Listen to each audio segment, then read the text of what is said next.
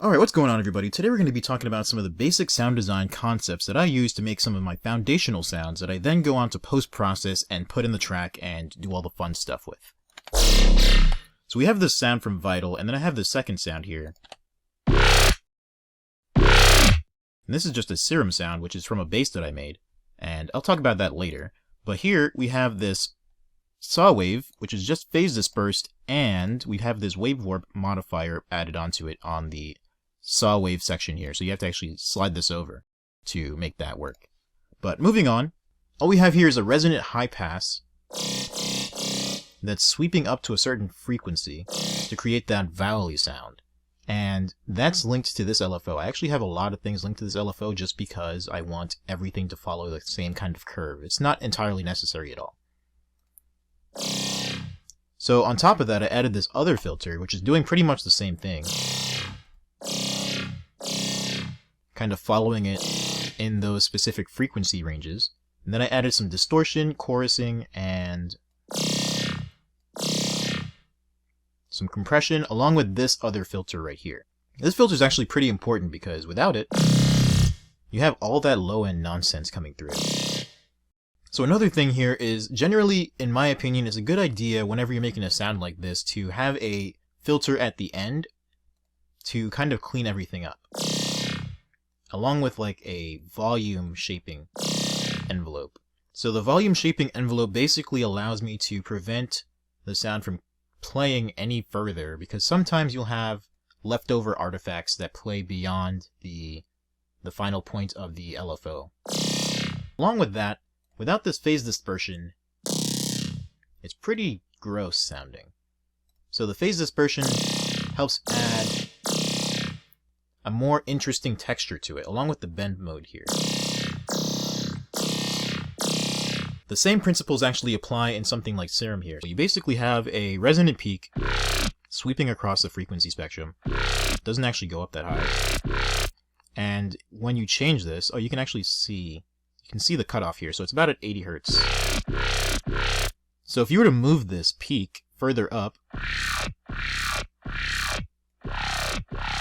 it changes the entire formant. I actually kind of like that. All I did was drag this bass in here, and then set oscillator B as a sine wave, go into this process or editing tab, go into the processing tab, and then if you go down to the set phases from other oscillator, it will transform it into a more coherent set of phases. So this is basically the opposite problem as the other one. So in the other patch, we had phases that weren't moving enough. In this one, we had phases that were moving too much, so I wanted to tame that. So another thing I did here was add some distortion. Distortion is actually pretty important in just about every sound, because just without the distortion, it just doesn't work as well. Maybe a little too much. And if you have too much distortion, you start to get that noisy characteristic back. So you want to avoid that noisiness. But just to show how important this filter is, I went and created another sound with Serum, and I switched that to a Phaser 48 low 6. So basically, this is the low pass frequency, then the resonance. Check out what happens when I mess with this.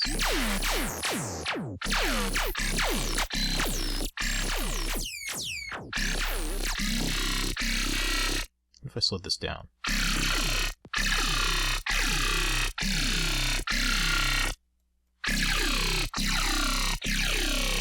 So yeah, when you switch this around, and you switch this filter around, it almost becomes like an entirely different thing just because of the filtering. So to make a basic sound like this, all we need to do is have a resonant peak sweeping across a frequency spectrum, phase movement, and some other kind of post-processing to finish cleaning it up to make sure it's all contained. Other than that, all we want to do is basically record these out and then place them in samples like this, and then we can use that to arrange it into some kind of musical pattern. Alright, so it's a couple hours later now, and I've arranged these sounds that I've recorded into a pattern so you can kind of hear how you can utilize extra processing to kind of get the results you want.